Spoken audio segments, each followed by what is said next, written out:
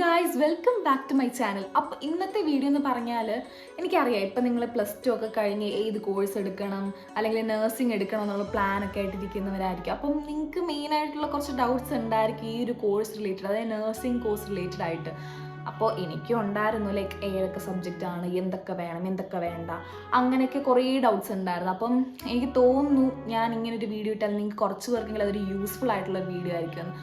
So ഇതിനകത്ത് നമ്മൾ മെയിനായിട്ട് സംസാരിക്കുന്നത് പറഞ്ഞാൽ ലൈക്ക് ഒരു നഴ്സിംഗ് ഫസ്റ്റ് ഇയറിൽ എന്താണ് വേണ്ടത്, ഏതൊക്കെ സബ്ജക്ട്സ് ആണുള്ളത്, ലൈക്ക് എന്തൊക്കെ നമ്മൾ കൊണ്ടുപോകണം, എന്തൊക്കെ കൊണ്ടുപോകണം, അങ്ങനത്തെ കുറച്ച് കാര്യങ്ങൾ. ഇതിനകത്ത് ഹോസ്റ്റൽ എസെൻഷ്യലിനെ കുറിച്ച് നമ്മൾ സ്ട്രിക്റ്റ് ആയിട്ട് സംസാരിക്കുന്നില്ല. അങ്ങനെ സംസാരിച്ചത് ഒത്തിരി ലോങ് വീഡിയോ ആയിപ്പോൾ.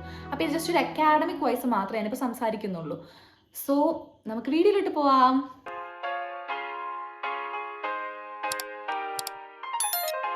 ഓക്കെ, സോ ഞാൻ third year BC nursing student ആണ്. എൻ്റെ കോളേജ് വരുന്നത് രാജീവ് ഗാന്ധി യൂണിവേഴ്സിറ്റിൻ്റെ അണ്ടറിലാണ്. എൻ്റെ ബാച്ച് മുതലാണ് സെം വൈസ് ബാച്ച് ആക്കിയത്. എൻ്റെ സീനിയേഴ്സ് വരെ അത് ഇയർ വൈസ് ബാച്ച്, അതായത് വർഷത്തിൽ ഒരിക്കലും അവർക്ക് മെയിൻ എക്സാം വരുന്നു അങ്ങനെ. പക്ഷേ നമുക്കിപ്പോൾ സെം ആയതുകൊണ്ട് തന്നെ എല്ലാവർക്കും അറിയാമായിരിക്കുമല്ലോ, 6 months കൂടുമ്പോൾ നമുക്ക് എക്സാം വരും. ഓക്കെ, സോ ഞാൻ ഇന്ന് ഫോക്കസ് ചെയ്യുന്നതെന്ന് പറഞ്ഞാൽ ജസ്റ്റ് ഫസ്റ്റ് ഇയർ എസെൻഷ്യൽ അങ്ങനെ ആയിരിക്കും. പിന്നെ നമുക്ക് സെക്കൻഡ് ഇയർ മുതൽ നമുക്ക് യൂസ്ഡ് ആയിക്കോളും. അപ്പോൾ ഫസ്റ്റ് ഇയർ എസെൻഷ്യലാണ് നമ്മൾ മെയിനായിട്ട് ഫോക്കസ് ചെയ്യുന്നത്. അപ്പോൾ എനിക്ക് നിങ്ങളോട് പറയാനുള്ളൊരു കാര്യം എന്താണെന്ന് വെച്ചാൽ, ഈ +2 കഴിഞ്ഞ് നിങ്ങൾ നഴ്സിങ്ങിലോട്ട് പോകുമ്പം ഒരു വലിയൊരു ട്രാൻസിഷൻ പീരീഡ് ഉണ്ടല്ലോ, അത് ഭയങ്കര ഡിഫിക്കൽട്ടായിരിക്കും. ലൈക്ക് നിങ്ങൾ +2 വരെ പഠിച്ച അങ്ങനെയൊന്നും അല്ല നമ്മളൊരു ഇങ്ങനത്തെ ഒരു കോഴ്സ്. എനിക്ക് ബാക്കി കോഴ്സിൻ്റെ കാര്യം അറിയണം, പക്ഷേ ഞാൻ പഠിച്ചുകൊണ്ട് ഞാൻ പറയുകയാണ്, ഈ ഒരു കോഴ്സ് എന്ന് പറഞ്ഞാൽ നമുക്ക് അങ്ങനെയേ അല്ല, ടോട്ടലി ഡിഫറെൻ്റ് ആണ്. അപ്പോൾ നമുക്ക് ഒത്തിരി പേർക്ക് ബുദ്ധിമുട്ടുണ്ടാവും. ഇപ്പം മലയാളം മീഡിയം ഒക്കെ പഠിച്ചവർക്കാണെങ്കിൽ അവർക്ക് എന്തായാലും ബുദ്ധിമുട്ടുണ്ടാവും. അത് കേരളത്തിൻ്റെ പുറത്തൊക്കെയാണ് എക്സ്പെഷ്യലി പോയി പഠിക്കുന്നെങ്കിൽ അവർ ഇംഗ്ലീഷിലായിരിക്കും ക്ലാസ് എടുക്കുന്നതും ഇംഗ്ലീഷിലായിരിക്കും സംസാരിക്കുന്നതൊക്കെ. അപ്പോൾ അതൊക്കെ നല്ലൊരു ബുദ്ധിമുട്ടായിരിക്കും, ആ ഒരു ട്രാൻസിഷനിങ് പീരീഡും. പിന്നെ അതേപോലെ തന്നെ എല്ലാവരും പൊതുവേ പറഞ്ഞൊരു കാര്യമാണ് ഫസ്റ്റ് ഇയർ ആണ് ഏറ്റവും പാടുള്ളതെന്ന്. എനിക്കും അങ്ങനെ തോന്നിയിട്ടുണ്ട്. സോ ഞാൻ ഈ ഫസ്റ്റ് ഇയർ ആണ് പാടെന്ന് പറഞ്ഞു കേട്ട് ആരും പേടിക്കൊന്നും വേണ്ട. നമ്മളൊക്കെ പാസ്സായതാണ്, നിങ്ങളും പാസ്സാവും. നല്ലപോലെ ഹാർഡ് വർക്ക് ചെയ്താൽ മതി. സോ ആ ഒരു വർഷമുള്ളൊരു പ്രോബ്ലം മാത്രമേ നമുക്ക് ഫേസ് ചെയ്യാൻ പറ്റത്തുള്ളൂ. പിന്നെ കുറച്ച് ലൈക്ക് നമുക്ക് ഈ ഒരു ഫൗണ്ടേഷൻ നമ്മൾ കറക്റ്റ് ആയിട്ടുണ്ടെങ്കിൽ നമുക്ക് പിന്നെ അത് കുറച്ച് എളുപ്പമായിരിക്കും ബാക്കി ഇയറൊക്കെ പഠിക്കുമ്പം. കാരണം നമുക്ക് ഏകദേശം ഒരു സെയിം പോലെയൊക്കെ പലയിടത്തും തോന്നും. അപ്പോൾ നമ്മുടെ ഫസ്റ്റ് എസെൻഷ്യൽ എന്ന് പറഞ്ഞാൽ നമുക്ക് ടെക്സ്റ്റ് ബുക്കിൽ നിന്നാണ് തുടങ്ങാം.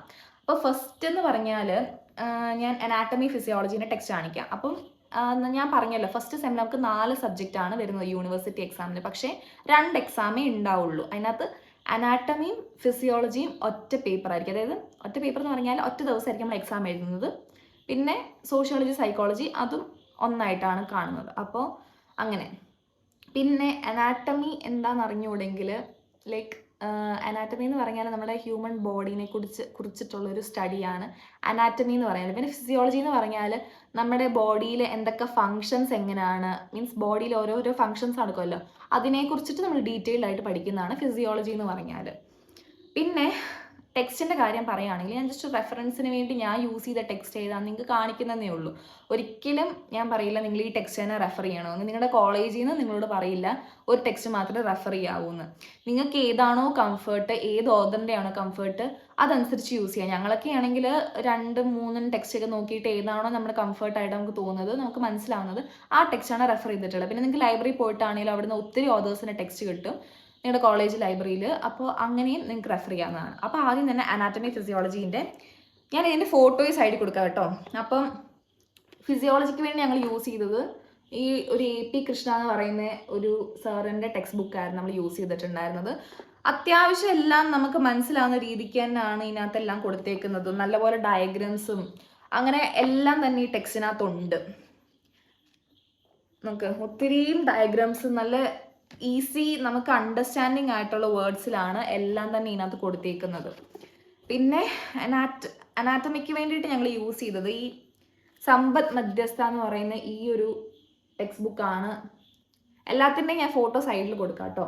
ഈ ടെക്സ്റ്റ് ബുക്കാണ് യൂസ് ചെയ്തത്. ആക്ച്വലി ഇത് അലൈഡ് എന്നൊക്കെയാണ് എഴുതിയിരിക്കുന്നത്, പക്ഷേ കുഴപ്പമില്ല, നമ്മുടെ അലൈഡും നഴ്സിംഗ് ഒക്കെ ബേസ് ഈ അനാറ്റമിയൊക്കെ എല്ലാം സെയിം തന്നെയാണ് സാധനം. സോ അതൊന്നും നിങ്ങൾ കാര്യമാക്കണ്ട. പിന്നെ ഏറ്റവും ഇമ്പോർട്ടൻ്റ് ആയിട്ട് എനിക്ക് നിങ്ങൾ പറയാനുള്ളത്, അനാറ്റമി എക്സാം എന്ന് പറഞ്ഞാൽ ഫുള്ള് ഡയഗ്രാംസ് വരയ്ക്കുക. ലൈക്ക് ഡയഗ്രാംസ് എന്ന് പറഞ്ഞാൽ വലിയ വലിയ സംഭവങ്ങൾ വരയ്ക്കണമെന്നൊന്നുമല്ല, പക്ഷേ ഏതൊരു ക്വസ്റ്റ്യൻ ചോദിച്ചാലും അനാട്ടമിക്ക് അവർക്ക് ലൈക്ക് വലിച്ചു വാരി എഴുതുന്നൊന്നും അവർക്ക് അനാട്ടമിയിൽ വേണ്ട, അവർക്ക് ഡയഗ്രാംസ് ആണ് വേണ്ടത് മെയിനായിട്ടും. സോ ഇതിനകത്താണേലും ഒത്തിരി ഡയഗ്രാംസ് ഉണ്ട്. നമുക്ക് ലൈക്ക് എളുപ്പത്തിന് നമുക്ക് എങ്ങനെയാണോ പറ്റുന്നത് അവർക്ക് ജസ്റ്റ് ഐഡൻറ്റിഫൈ ചെയ്താൽ മതി സംഭവങ്ങളൊക്കെ. അപ്പം അതിനനുസരിച്ച് നമുക്ക് പറ്റുന്ന രീതിക്കൊക്കെ വരച്ച് നമ്മൾ പഠിച്ച്. അപ്പോൾ മെയിനായിട്ട് നിങ്ങൾ ഫോക്കസ് ചെയ്യേണ്ടത് അനാട്ടമിയിൽ ഡയഗ്രാംസ് ആണ്. ഓക്കെ, കണ്ടോ ഒത്തിരി ഒത്തിരി ഉണ്ട് ഇതിനകത്ത്, അങ്ങനത്തെ കുറേ ഡയഗ്രാംസ് ഉണ്ട്, എല്ലാം നമുക്ക് മനസ്സിലാക്കാൻ പറ്റും കേട്ടോ. പിന്നെ എനിക്ക് വേറൊരു ടെക്സ്റ്റ് ഉണ്ട്, ഇത് ഞങ്ങൾക്ക് കോളേജിൽ നിന്ന് തന്നെ കിട്ടിയ ഒരു ടെക്സ്റ്റാണ്. ഇത് ലൈക്ക് അനാട്ടമിയും ഫിസിയോളജിയും രണ്ടും ഇതിനകത്ത് വരുന്നൊരു ടെക്സ്റ്റാണ്. ഇതും കുഴപ്പമില്ല, കുറേ പേരും ഈ ടെക്സ്റ്റ് റെഫർ ചെയ്ത് പഠിച്ചിട്ടുണ്ടായിരുന്നു. പക്ഷെ എനിക്കിത് ഒത്തിരി വാസ്റ്റ് ആയിട്ട് തോന്നി. എനിക്കെന്ന് പറഞ്ഞാൽ എല്ലാം ഷോർട്ടായിട്ട് സ്പൂൺ ഫീഡ് ചെയ്യുന്ന പോലെ കിട്ടണം, അങ്ങനത്തെ ഒരു ടൈപ്പായിരുന്നു. അപ്പോൾ എനിക്കിങ്ങനെ എല്ലാം വായിച്ചെടുക്കാനൊന്നും എനിക്ക് പറ്റത്തില്ല. അപ്പോൾ ഞാൻ മറ്റേ ടെക്സ്റ്റ് റെഫർ ചെയ്തത്. സോ നിങ്ങൾ ഏത് ടൈപ്പാണെന്ന് വെച്ചാൽ നിങ്ങൾ അതിനനുസരിച്ച്, ഞാൻ പറഞ്ഞല്ലോ നിങ്ങൾക്ക് ഏതാണോ കംഫർട്ട് അതിനനുസരിച്ചാണ് നിങ്ങൾ ടെക്സ്റ്റ് മേടിക്കാൻ. പിന്നെ നമ്മുടെ ഫസ്റ്റ് സെമ്മിലെ രണ്ടാമത്തെ സബ്ജക്റ്റ് എന്ന് പറഞ്ഞാൽ സോഷ്യോളജി സൈക്കോളജി എന്ന് പറഞ്ഞാൽ വേണ്ട ഈ ഒരു ടെക്സ്റ്റ് നമുക്ക് അതേപോലെ തന്നെ കോളേജിൽ നിന്ന് കിട്ടിയിട്ടുള്ള ടെക്സ്റ്റ് ആയിരുന്നു. ഇത് സോഷ്യോളജിക്ക് ഞാൻ യൂസ് ചെയ്തിട്ടുണ്ടോ എന്ന് ചോദിച്ചാൽ ഉണ്ടെന്ന് തോന്നുന്നു, സോഷ്യോളജിക്ക് വേണ്ടി മാത്രം. പിന്നെ സോഷ്യോളജി നമുക്ക് മാംസ് ഒക്കെ PPT തരും. പിന്നെ സോഷ്യോളജി മാത്രമല്ല എല്ലാ സബ്ജക്ട് ടീച്ചേഴ്സ് നമുക്ക് PPT സ്ലൈഡ് ഷെയർ ഒക്കെ നമുക്ക് ഷെയർ ചെയ്യും. അപ്പം നമുക്ക് അത് റെഫർ ചെയ്തിട്ടും നമുക്ക് പഠിക്കാം. നമുക്ക് ടെക്സ്റ്റ് തന്നെ വേണമെന്നൊന്നുമില്ല, PPT ഒക്കെ നോക്കിയിട്ട് നമുക്ക് പഠിക്കാം. അപ്പോൾ സോഷ്യോളജി സൈക്കോളജി. പിന്നെ സൈക്കോളജിക്ക് വേണ്ടിയിട്ട് ഈ ശ്രീവാണി എന്ന് പറഞ്ഞ ടെക്സ്റ്റാണ് ഞങ്ങൾ യൂസ് ചെയ്തിട്ടുണ്ടായിരുന്നത്. ഇപ്പോൾ ഞങ്ങൾ മെൻ്റൽ ഹെൽത്ത് പഠിക്കുമ്പോഴും ശ്രീവാണിയുടെ ടെക്സ്റ്റാണ് യൂസ് ചെയ്യുന്നത്. നല്ല ടെക്സ്റ്റ് ബുക്കാണത്, നല്ലപോലെ സിംപ്ലിഫൈഡ് ആയിട്ട് ഭയങ്കര നല്ലൊരു ടെക്സ്റ്റാണ്. നമുക്ക് എക്സാമിന് വേണ്ടിയിട്ട് നമുക്കിതാണെങ്കിൽ ഈ ഒരു ടെക്സ്റ്റ് ആയിരിക്കും ഏറ്റവും നല്ലത്. പിന്നെ അതേപോലെ തന്നെ നിങ്ങളിപ്പം പഠിക്കുന്ന വർഷം നിങ്ങൾ നോക്കണം. ലൈക്ക് ഇതൊക്കെയെന്ന് പറഞ്ഞാൽ ഇപ്പോൾ ഒരു 4th എഡിഷനാണ് ഈ ടെക്സ്റ്റ്. അപ്പോൾ ഓരോ വർഷം ചിലപ്പോൾ പുതിയ പുതിയ എഡിഷൻസ് ഇറങ്ങും. അപ്പോൾ അതിനകത്ത് ആ ഒരു സിലബസിനനുസരിച്ചുള്ള പുതിയ പുതിയ കാര്യങ്ങളൊക്കെ ആഡ് ഓൺ ചെയ്യും. അപ്പോൾ നിങ്ങൾ നോക്കിയിട്ട് ആ ഒരു എഡിഷൻ അപ്പോൾ ഏതാണ് ലേറ്റസ്റ്റ് അത് വാങ്ങിക്കുക, അല്ലെങ്കിൽ നിങ്ങൾക്ക് സീനിയേഴ്സിൻ്റെ അടുത്ത് ടെക്സ്റ്റ് ചോദിക്കുക, അങ്ങനെ എന്താണെങ്കിലും ചെയ്യാം. അപ്പോൾ പിന്നെ ഞാൻ പറഞ്ഞല്ലോ ഇംഗ്ലീഷിന് നമ്മൾ ടെക്സ്റ്റ് ഒന്നും യൂസ് ചെയ്യാറില്ല, നമ്മൾ ചെയ്തിട്ടുമില്ല. നമുക്ക് ഞാൻ പറയില്ല ഏത് ഫാക്കൽറ്റിയാണോ വരുന്നത് ആ ഒരു മാം തരുന്ന നോട്ട്സ് അതൊക്കെ മാത്രമേ നമ്മൾ നോക്കിയിട്ടുള്ളൂ. പിന്നെ എല്ലാം ബേസിക്സ് ആണ്, ലൈക്ക് ഒത്തിരി വലിയ സംഭവമൊന്നും ഇല്ല. അപ്പോൾ ഫുൾ ബേസിക് ആണ്, അതൊരു ഇൻറ്റേർണൽ എക്സാം ആണ്. അപ്പോൾ അതിന് ടെക്സ്റ്റ് ഒന്നും ഉണ്ടായിരുന്നില്ല. പിന്നെ നെക്സ്റ്റ് എന്ന് പറഞ്ഞാൽ നമ്മുടെ സെക്കൻഡ് സെമ്മിൽ നമുക്ക് വരുന്ന 2 സബ്ജക്റ്റ്, അതായത് ഞാൻ മുന്നേ പറഞ്ഞാൽ 2 എക്സാം ആണ്, പക്ഷെ 3 സബ്ജക്റ്റ് ഉണ്ട്. ആദ്യത്തേന്ന് പറഞ്ഞാൽ ന്യൂട്രീഷൻ, പിന്നെ ബയോകെമിസ്ട്രി, പിന്നെ നഴ്സിംഗ് ഫൗണ്ടേഷൻ. അപ്പം ന്യൂട്രീഷനും ബയോകെമിസ്ട്രിക്കൊക്കെ വേണ്ടിയിട്ട് ഞാൻ ആക്ച്വലി ഈ ടെക്സ്റ്റ് ഞാൻ യൂസ് ചെയ്തത് ന്യൂട്രീഷന് വേണ്ടിയിട്ട്. ബയോകെമിസ്ട്രി ഞാൻ ഈ ടെക്സ്റ്റ് റെഫർ ചെയ്തിട്ടില്ലായിരുന്നു. ഈ ടെക്സ്റ്റ് എന്ന് പറഞ്ഞാൽ ഹർബൻസ് ലാൽ എന്ന് പറയുന്ന ഒരു സാറിൻ്റെ ടെക്സ്റ്റാണ്. അപ്പോൾ ഇത് ഞാൻ ന്യൂട്രീഷനും ഡയറ്ററ്റിക്സിനും ഇതായിരുന്നു യൂസ് ചെയ്തത്. അത്യാവശ്യം നല്ല സിമ്പിളാണ് ഇത് നോക്കി പഠിക്കാൻ വേണ്ടിയിട്ട്.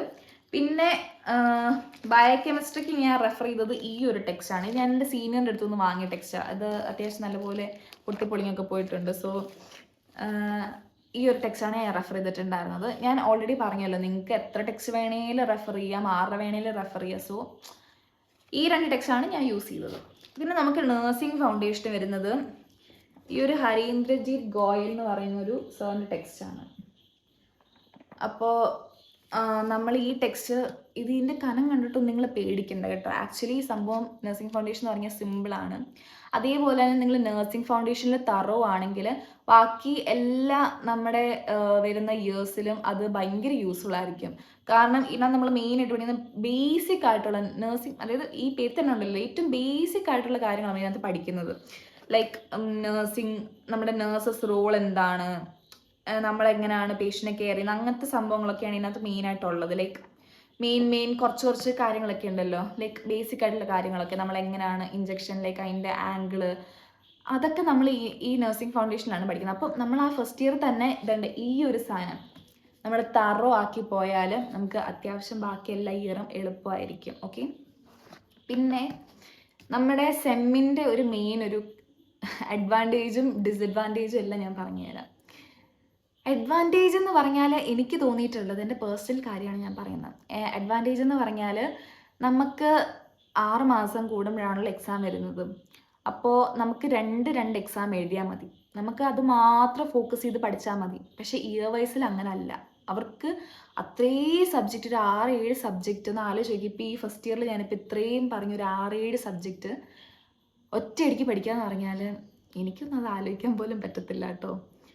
പക്ഷേ നമ്മുടെ ഒരു മേജർ പ്രശ്നം എന്താ പറഞ്ഞാൽ നമുക്ക് ഒട്ടും ടൈമില്ലെന്ന് പറഞ്ഞാൽ നമുക്കൊന്ന് റെസ്റ്റ് ചെയ്യാൻ പോലും ടൈമില്ലെന്ന് എനിക്ക് ചില സമയം തോന്നും. കാരണം നമുക്ക് ഒരു എക്സാം കഴിയുമ്പം അടുത്ത എക്സാം വരും. കാരണം ഇപ്പോൾ എൻ്റെ കോളേജിലൊക്കെ പറഞ്ഞാൽ നമുക്ക് ഒരു സെമ്മിൽ 2 സെഷണൽ എക്സാം കോളേജ് നടത്തും, പിന്നെ ഒരു മോഡൽ എക്സാം, പിന്നെ നമുക്ക് അതിൻ്റെ ഇടയിൽ ക്ലിനിക്കൽ പോസ്റ്റിംഗ് ഇടും. അപ്പം എല്ലാം കൂടെ ആകുമ്പോഴത്തേക്കുണ്ടല്ലോ നമുക്ക് ഒട്ടും സമയമില്ല തോലും. ഒരു സെം കഴിയും, അടുത്ത സെം തുടങ്ങും, അങ്ങനെ ഫുള്ളി പാക്ഡ് ആയിരിക്കും. നമ്മൾ പിന്നെ സമയം പോകുന്ന അറിയത്തില്ല.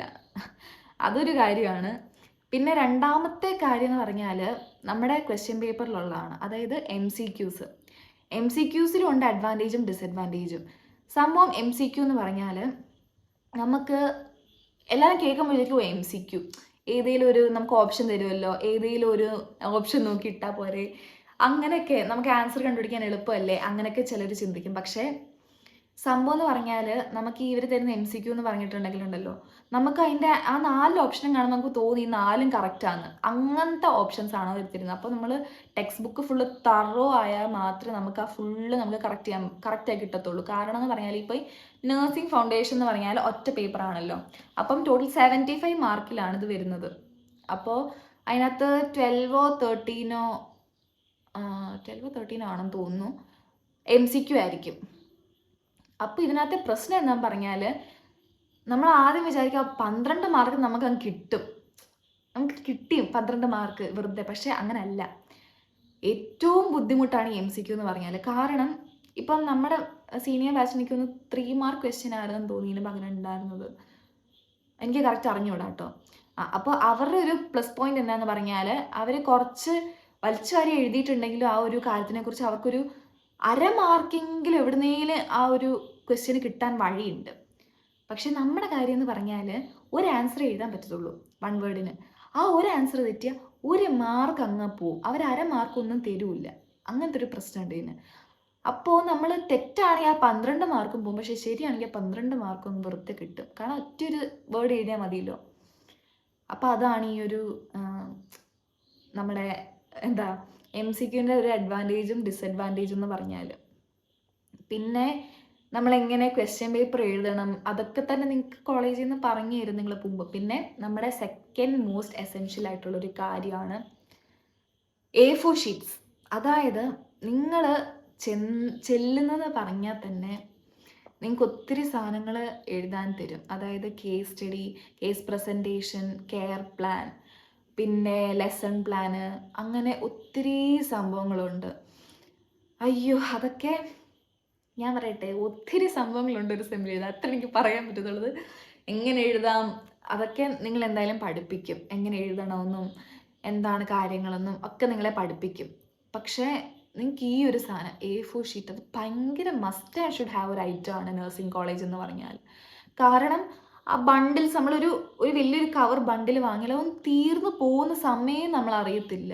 കാരണം നമ്മളിപ്പോൾ ഇത് നമ്മൾ ഒരു തവണ കൊണ്ട് എഴുതി വെക്കുമ്പോൾ കറക്ഷൻ തരുമ്പോൾ നമ്മൾ പിന്നെയും പേപ്പർ മാറ്റി എൻ്റെ പൊന്നെ, അങ്ങനെ A4 ഷീറ്റ് തീരുന്ന വഴിയേ നമ്മൾ അറിയത്തില്ല. അപ്പോൾ A4 sheets must and should ആണ്. പിന്നെ രണ്ടാമത്തെ കാര്യം എന്ന് പറഞ്ഞാൽ സ്റ്റെൻസിൽ ഉണ്ടല്ലോ. ഞാൻ പിക്ചർ ഇവിടെ സൈഡിൽ എവിടെയെങ്കിലും കൊടുക്കാം. അപ്പോൾ സ്റ്റെൻസിൽ വേണം. സ്റ്റെൻസിൽ എന്ന് പറഞ്ഞാൽ നമുക്ക് ഈ അസൈൻമെൻറ്റ്സ് പിന്നെ കെയർ പ്ലാൻ കേസ് സ്റ്റഡിയൊക്കെ എഴുതാൻ വേണ്ടിയിട്ടാണ് സ്റ്റെൻസിൽ എന്ന് പറഞ്ഞാൽ. അത് നിങ്ങൾ 2 സൈസ് വാങ്ങിച്ചോ, ഒന്ന് ചെറുതും പിന്നെ ഒന്ന് മീഡിയം സൈസിലും. പിന്നെയെന്ന് പറഞ്ഞാൽ പിന്നെ നെക്സ്റ്റ് എസെൻഷ്യൽ എന്ന് പറഞ്ഞാൽ നിങ്ങൾക്ക് സ്കെച്ച് പെൻസാണ്. സ്കെച്ച് പെൻസോ കളർ പെൻസോ എന്ത് വേണേലും വേണം. പക്ഷേ ഇത് ഒരു മസ്റ്റ് ആൻഡ് ഷുഡ് ആണ്. അപ്പോൾ എനിക്ക് തോന്നുന്നു ഫസ്റ്റ് ഇയർ അക്കാഡമിക് വൈസ് ഇത്രേ ഉണ്ടാവുള്ളൂ. പിന്നെയെന്ന് പറഞ്ഞാൽ വൈറ്റ് കോട്ടിൻ്റെ കാര്യം. വൈറ്റ് കോട്ട് എന്ന് പറഞ്ഞാൽ അത് ചില കോളേജസിൽ അവർ പറയും പുറത്തുനിന്ന് നിങ്ങൾ മേടിച്ചിട്ട് വരണം അങ്ങനെ പറയും. പക്ഷേ ഞങ്ങളുടെ കോളേജിൽ ഞങ്ങളുടെ യൂണിഫോമിൽ തന്നെ ഇൻക്ലൂഡഡ് ആയിരുന്നു വൈറ്റ് കോട്ടും. അപ്പോൾ ചിലവർക്ക് അങ്ങനത്തെ ഒരു ഡൗട്ട് ഉണ്ട്, വൈറ്റ് കോട്ട് വേണോ. പിന്നുള്ളൊരു എസെൻഷ്യൽ ഐറ്റം എന്ന് പറഞ്ഞാലാണ് നമ്മുടെ പോക്കറ്റ് ആർട്ടിക്കിൾസ്. അത് ഫസ്റ്റ് ഇയർ മാത്രമേ എനിക്ക് എസെൻഷ്യൽ ആയിട്ട് തോന്നിയിട്ടുള്ളൂ. അപ്പോൾ പോക്കറ്റ് ആർട്ടിക്കിൾസ് പറഞ്ഞാൽ അതും നമുക്ക് കോളേജിൽ നിന്ന് തന്നെ പ്രൊവൈഡ് ചെയ്തിട്ടുണ്ട്. എനിക്ക് അറിഞ്ഞൂടെ എല്ലാ കോളേജിലും പ്രൊവൈഡ് ചെയ്യുമെന്ന്.